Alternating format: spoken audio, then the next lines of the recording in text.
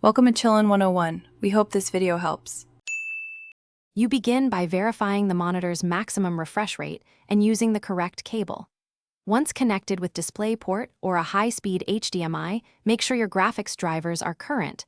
This prevents unsupported mode errors. Now open your display settings, Windows, Display Advanced Display Settings, Mac OS, System Settings Displays. Choose the monitor you want to adjust and check the available refresh rate list. This first step ensures the system recognizes supported modes, so changes will take effect reliably. You now perform the adjustment itself. On Windows, pick the desired HC from the Advanced Display menu and apply.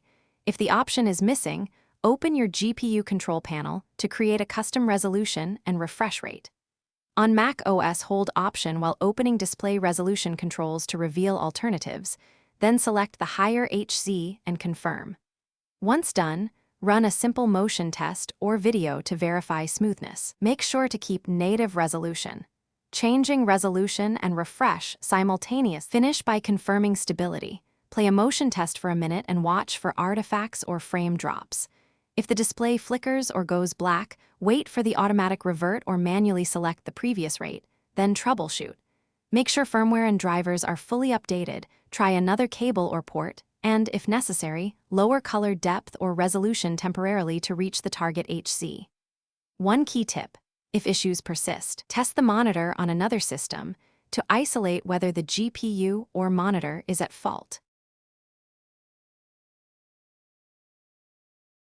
Thanks for watching. Consider subscribing if we helped you.